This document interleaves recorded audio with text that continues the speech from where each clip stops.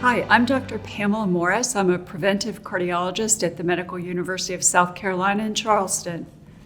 Hi, I'm Bob Eckel. I'm a professor of medicine emeritus from the University of Colorado Anschutz Medical Campus, just east of Denver. And also, I've had the privilege of being co-chair now of the Cardiometabolic Health Congress for 17 years. Christie? I'm Christie Ballantyne, also a preventive cardiologist from Houston, Texas. And Bob, Cardiometabolic Congress, people sometimes say is who should come and why should it come? What would you get out of it? And so how do we respond to that, Pam and Bob? I mean, in terms of who should come and why would you come? What do you get out of the conference? It's almost getting to the point of who shouldn't come, right? I mean, this conference is so broadly based and really is an integration of various areas of science and medicine that merged into evidence to make decisions in your clinic. So the concept here is you relate to the cardiorenal metabolic patient. Now that we should include the liver and maybe the brain in all this, you got a patient who's complex that has interactions between all these organ systems that really relates to this conference. And I think one of the take-home messages, and we've always promoted this, is your practice should change on Monday based on hearing up-to-date evidence from thought leaders in the field. Pam? Well, I think from the very first time I ever attended a cardiometabolic health congress, I came on my own. And every year thereafter, I brought my team.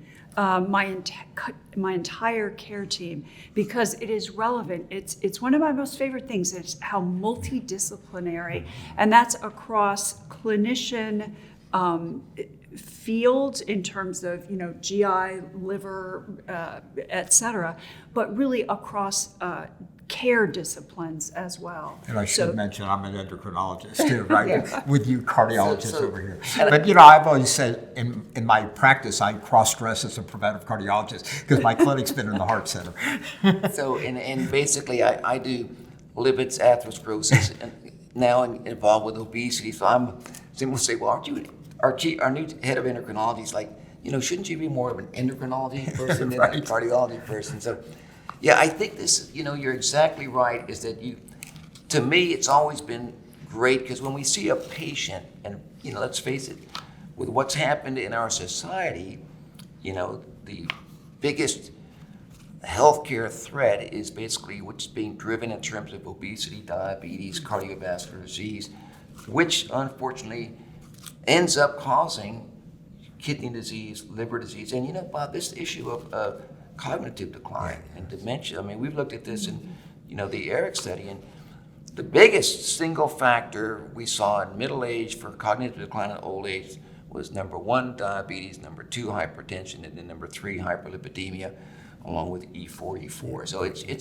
it's so relevant to basically our patient care, and it's the other thing is the whole team.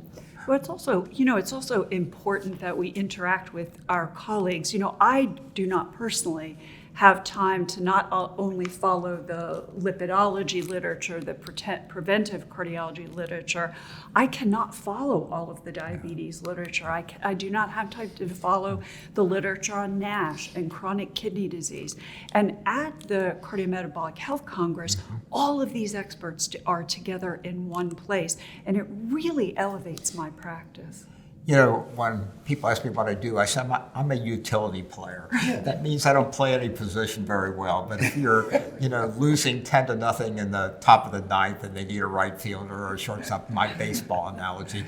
Anyway, but we are all utility players nowadays. But I think this breadth of interaction is really what the Cardiometabolic Health Congress emphasizes. So it's really just a tremendous conference, and it can be for all types of healthcare providers, not just physicians, but we know nurse practitioners, PAs, dietitian, nutritionists, diabetes educators. I mean, it's a wonderful conference in regards to getting more knowledge, which ultimately also helps us to give better patient care. And the other feature about it is sometimes when we have these really big meetings, it's so hard running back and forth, but you actually get to see people, talk to people, and it's a chance to meet other people and connect and network, but it's also just a fun social conference too. Yeah, the meeting size is such that the interaction is very possible with the audience, and in the sessions themselves or after the sessions, it works really well. We also have not mentioned location. which is always a great part of the fun.